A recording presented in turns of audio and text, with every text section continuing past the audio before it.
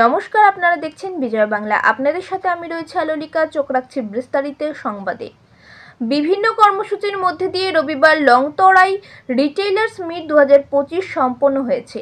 শিলচর রাঙ্গিরখাড়ির এক বিবাহ ভবনে প্রদীপ প্রজ্বলনের মাধ্যমে অনুষ্ঠানের সূচনা হয়। এতে উপস্থিত ছিলেন লংতরাই কোম্পানির ম্যানেজিং ডিরেক্টর রতন দেবনাথ, ব্যবসায়ী নন্দু দুলাল সাহা, শিলচর প্রেস ক্লাবের সাধারণ সম্পাদক শঙ্কর দে, আইনজীবী সুস্মিতা পুরকায়স্থ, কোম্পানির কর্মকর্তা সুব্রত দেবনাথ, পলাশ সরকার প্রমুখ।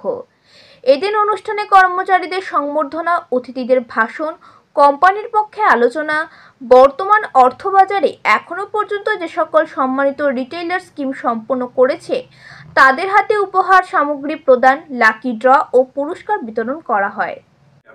কমপ্লিট প্রসেসিংটা আমাদের নদিয়াতে হয়, ওয়েস্ট বেঙ্গলের ওই নদিয়া ডিস্ট্রিক্ট থেকে এনে আমরা এখানে প্যাকেটজাত করি।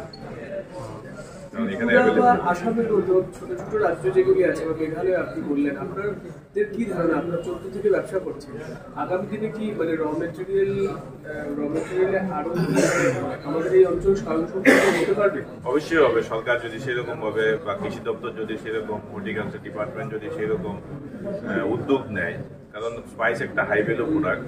তো আমরাও বিভিন্ন গভর্নমেন্টের সঙ্গে আলাপ আলোচনা করছি। যেমন আমাদের ত্রিপুরাতে আমরা ডিএমদের সঙ্গে, ডিস্ট্রিক্ট ম্যাজিস্ট্রেট যারা আছে তাদেরকেও আমরা বলছি যে আমরা এত দূর থেকে র মেটেরিয়ালস আনছি, যদি এখানে কৃষকরা, ফার্মার্সরা করে তাহলে আমরা একটা চুক্তির মাধ্যমে আমরা ওদের থেকে কালেক্ট করব।